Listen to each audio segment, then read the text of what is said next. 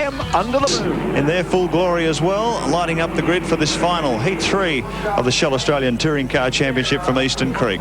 Fantastic sight there. Craig Lowndes will lead them away this time from that victory in Heat 2, with Neil Crompton in the Coca-Cola Commodore alongside him.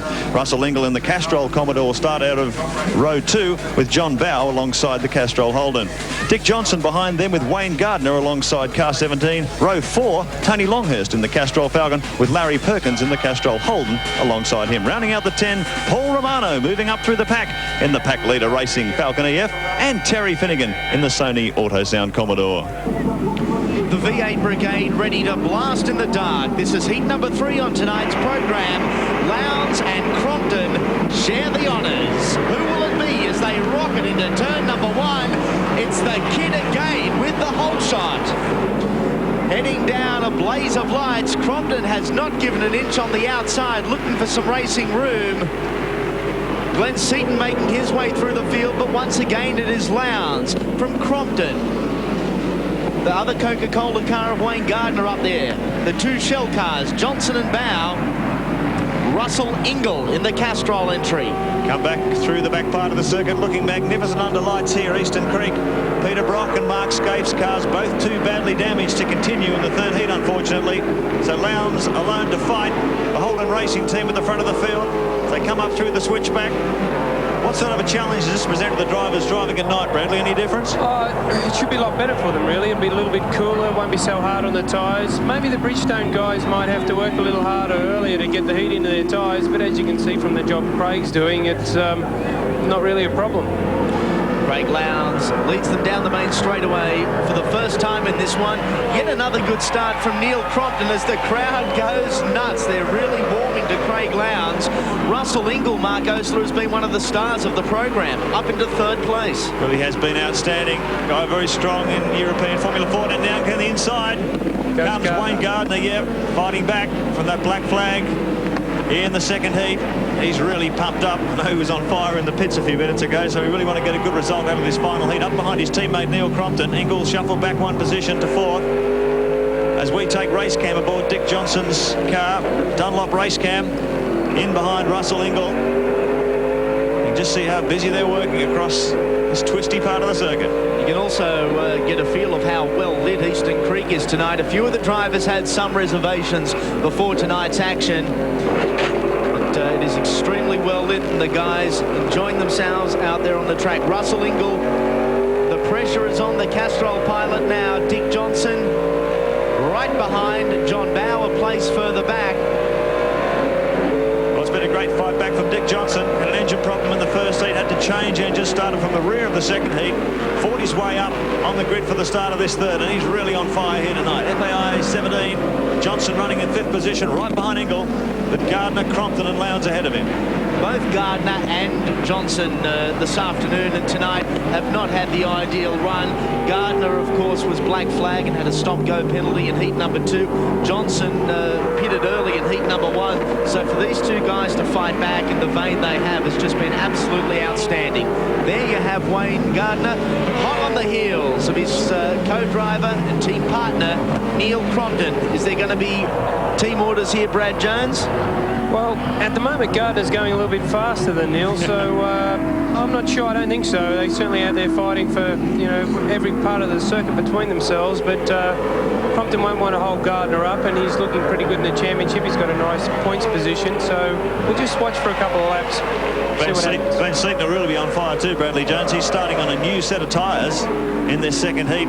He's up to 11th already. So watch the Ford Credit Falcon as these laps unfold. And he's, doing the same sort of pace as the couple of cars we're looking at now. Ooh. It's interesting here. Gardner has a different driving style. We were talking about a little bit earlier, but what tends to happen is when you come into a corner, he angles off and brakes as he comes down. Now we've got Bowe at the back of this pack. He'd be pretty desperate to get through here, Mark. Like at the moment, the two Shell Fords on a charge. John Bowe said he really has used up his tyres. He had to pick out of those 8 tyres he had available for the 3 heats, try and pick the best 4, and and he didn't seem to have much of a selection on his plate. Did he say it was something like picking the lesser of the two evils? I think I heard him quote. And Bowers, Mark and Bradley have both pointed out, desperate to get past both the team boss and Russell Ingall. Russell Ingall, of course, making his debut with Larry Perkins.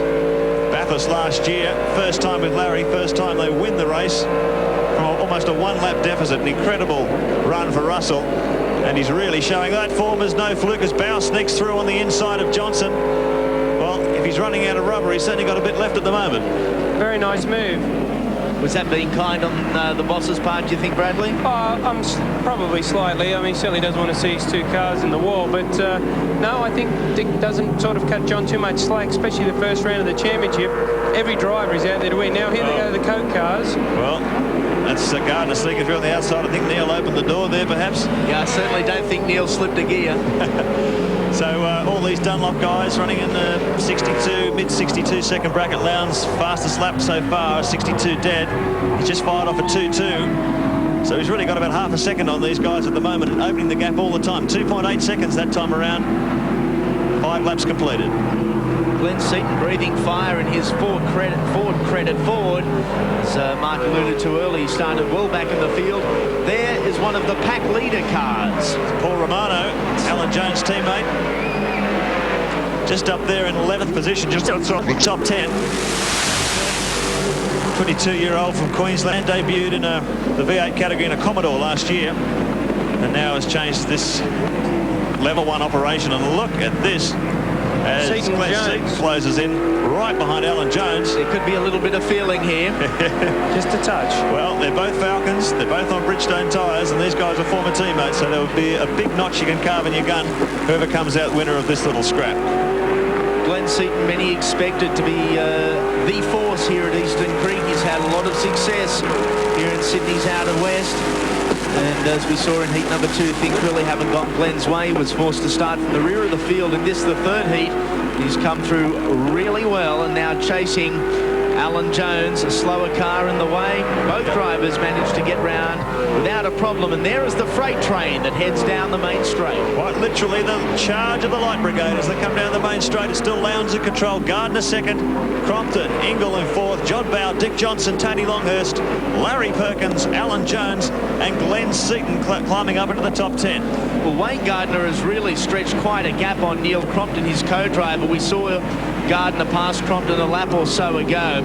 Crompton has fallen to the clutches of Ingall, and here's John Bowe now having a look inside the Castrol car. Perhaps not the ideal spot to look for a pass.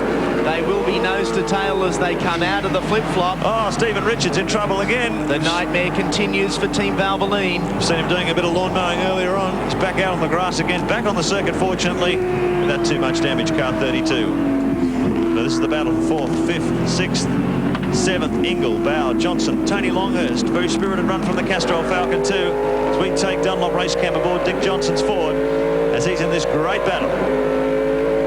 Flat out down the main straight, reaching speeds about 260 kilometres an hour before they break for this daunting turn 1. Hook in hard here.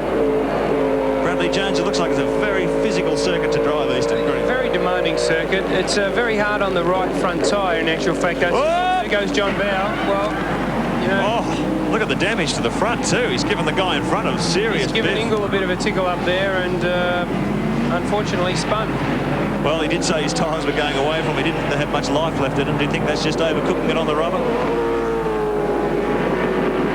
Wayne Gardner, let's have a look at that on the replay. And he's, yeah, big damage to the front of the car there. They run the brake balance in these cars so close. As you see from John's car there, it's a bit of a smack in the front, but just lock the rears, and they keep that so fine. There is Dick Johnson, team boss, Shell FAI Racing. Tony Longhurst, this is the Battle of Queensland in progress now. Back down the main straightaway. Neil Crompton heading the tribe. Right behind him, Russell Ingall, and Ingall now starting to challenge. The big mover and big shaker on the track is Wayne Gardner, occupying position number 2.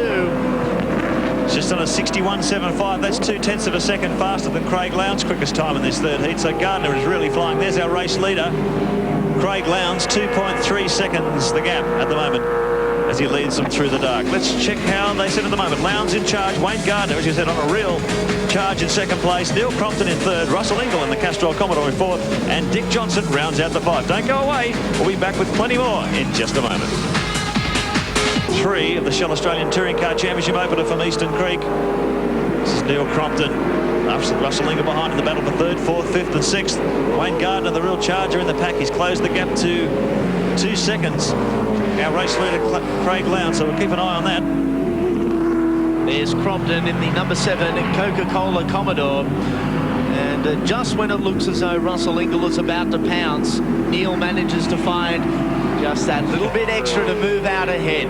Dick Johnson behind Ingall, and there is Tony Longhurst in the Castrol Falcon EF. And Castrol, as we were stating earlier, a huge interest in touring cars this year. 3 cars painted up in the Castrol colours. Tony Longhurst, you could do a lot worse than find a guy like that to fly your flagship. Last of the lightweight Ford shells in operation. Tony was well into building this car when they outlawed the lightweight Ford shell, so he's been allowed to continue with it. No weight advantage, of course. Has to ballast the car up to the new 1350 kilogram weight limit. And look at Glenn Seaton. Just talking about the Castrol Falcon. Seaton is really on the charge. He's right up behind Longhurst now in 7th position, leaving Perkins, Jones and Romano in his wake. So Seaton on a real fly. Keep in mind he's on fresh tyres. Alan Jones, it looks like, could be struggling a little bit with tyres. He was nice and loose as they came over the flip-flop. Jones trailing Larry Perkins. Whoa! Whoa, a moment for Glenn Seaton as we join him for race cam.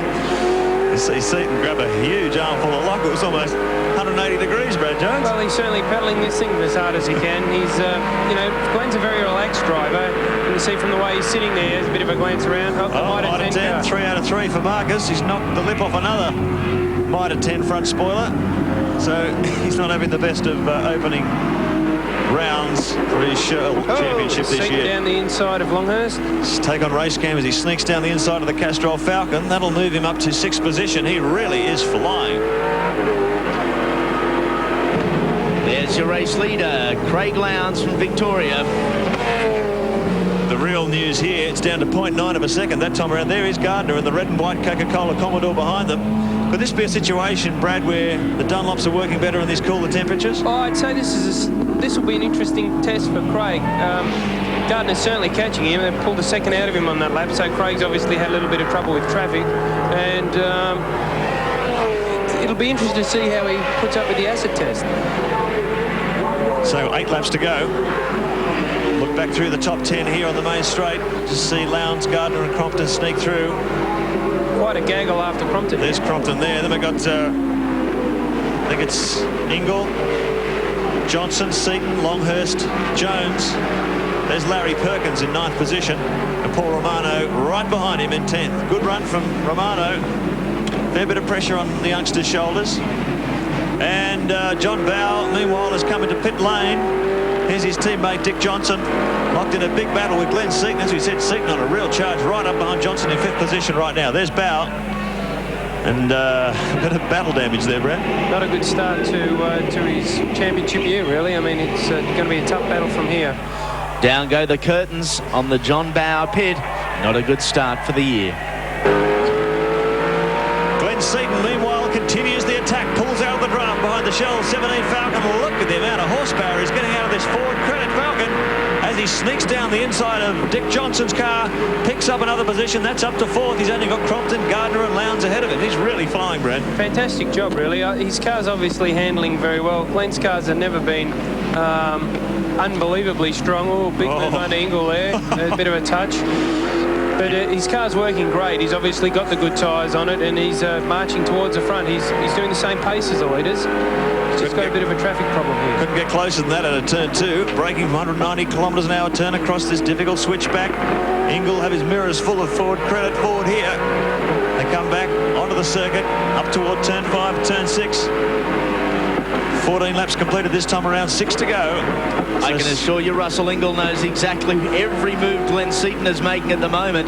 The two all but touched earlier on in this lap.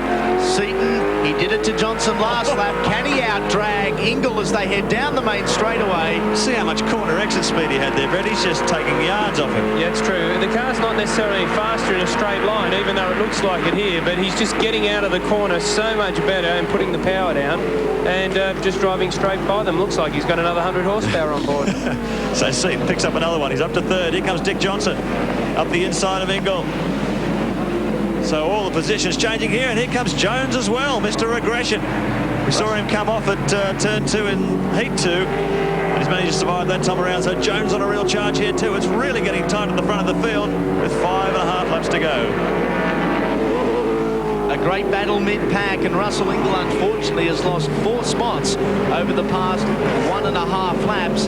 Dick Johnson now under a lot of pressure. Alan Jones, the former World Formula One champion, starting to close in. A great debut for pack leader racing here tonight at Eastern Creek.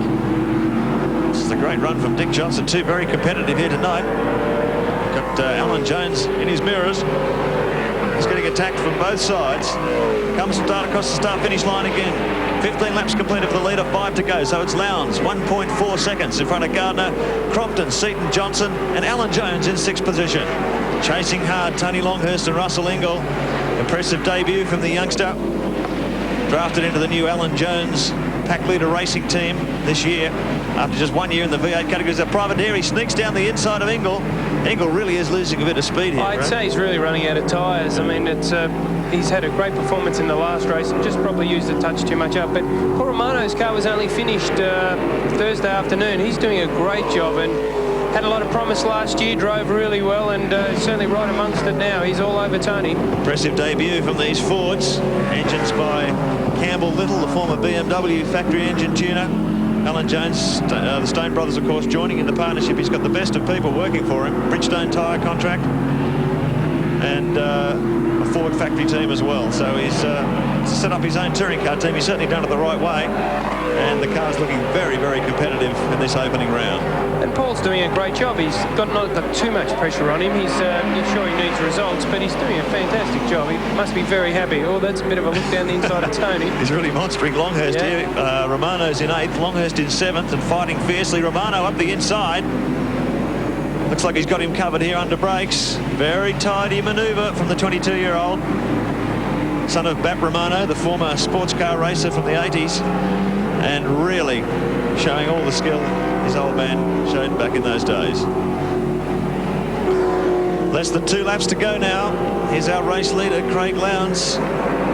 Under a bit of pressure this time from Wayne Gardner, who's been maintaining that gap. 2 seconds, 1.4 seconds as they hit traffic. Craig is driving this car very, very hard. He is driving the car very hard, and he's doing a great job. Gardner's got the fastest lap of the race, and he's slowly reeling him in. But you know, Craig hasn't lost his head. He's doing a very, very good job here. So there's Gardner, 2nd position, having a go. A serious go. His teammate Crompton still in 3rd position. About 10 seconds behind now. So these two sprinting away at the front. Glenn Seaton, of course, in 4th. Last lap comes up for Craig Lowndes.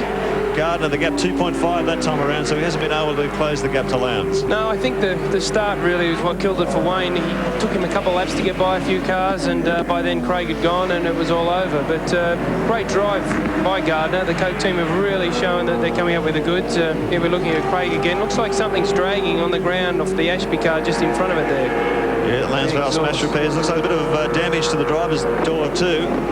Something dragging, but here's Craig Lowndes. Less than half a lap to go in the Mobile Commodore. As he comes up just past the Lansvale smash repairs car, Steve Reed at the wheel this weekend, and Crompton. Boy, oh boy, has this guy got bad luck. Flat tyre. Spectacular puncture here as it flaps on the bodywork. He's going to try and bring it home, I imagine. But here's our race winner, Craig Lowndes, and I imagine he'll be the round winner. Across the start-finish line, Craig Lowndes, the grandstand, on their feet as the youngster wins 2 from 3 in his Australian Touring Car Championship debut. Honestly, you couldn't ask for more than that, Brad. No, a great performance. HRT have had a bittersweet night. There's Crompton still limping around trying to get home. He couldn't believe his luck, I'm sure. He's Well, he was running third. Let's just hope he can get across the start-finish line and finish off the evening. Let's check out the way they finished on the Shell race score. Craig Lowndes, of course, 2 from 3, as we said. Wayne Gardner, a great second place. Glenn Seaton really fighting back there for third. Dick Johnson hanging on for fourth. And Alan Jones in the pack leader Racing Falcon rounded out the 5. 3 very exciting heats tonight in round number 1 of the 1996 Shell Australian Touring Car Championship. And third place tonight to the 1995 champion. Congratulations, John Bowe. Thanks, mate. It's funny to be up here when I didn't finish the last race, but I guess that's what it's all about, the consistency thing. I had a few problems in the last race. I was in more trouble than the early settlers, but my congratulations to Craig and Wayne. They did a tremendous job. John, is there added pressure as being defending champion? No, not really, but we've got a bit of work to do. John, we wish you all the best. Congratulations. Second place tonight in the Coca-Cola Commodore, Mr. Wayne Gardner.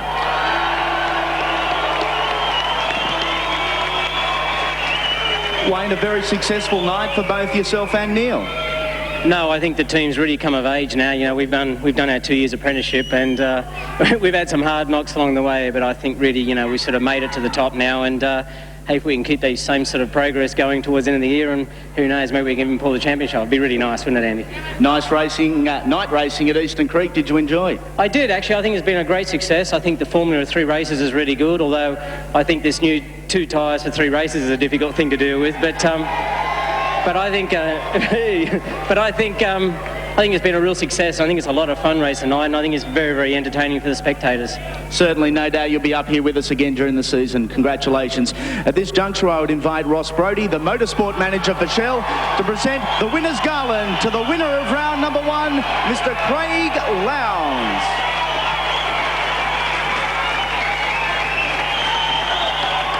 Craig, a huge reception. You're the flavour of the month. Oh, it's only the start of the year. Hopefully we can have a few more of these and make it the flavour at the end of the year. A full-time gig with Mobile HRT? Yeah, it's been fantastic. The guys have been very supportive. Obviously, no, it's not easy to put a young guy in a car, and the way they're priced at the moment, and then put him out in the racetrack with all these other guys. That's what makes it so special, being able to beat them. But, you know, you never know. It's only the start of the year. Come Sandown next weekend, we might be at the middle of the field. We don't know. Hopefully not. You've got some old heads ready to jump on your backside. I have so, yes. Craig, we wish you all the best. Congratulations. Gary, a great night's racing. Let's have a look at the total points. A jump start to the season for Craig Lowndes. 2 wins out of 3, 56 points. Wayne Gardner, 36. John Bowe, 32. Glenn Seaton, 28. And Dick Johnson, 22 points. And Brad Jones, he's promised a lot. He delivered tonight. Fantastic job by Craig, but what we can be sure of is the series is wide open and there could be many, many winners. Highs and lows for the Holden team. Peter Brock. Well, it's a bit sad for Brock, but, at least they can bank on this win and look forward to Sandown next week. Promising start to the season for the Coke team. Well, they must be very, very happy with their results. I think could be their year. Big night here tonight. Great success under lights at Eastern Creek. We line up next weekend for round 2 of the Shell Australian Touring Car Championship for 1996 at Sandown in Melbourne. Hope you can join us then for more great V8 action.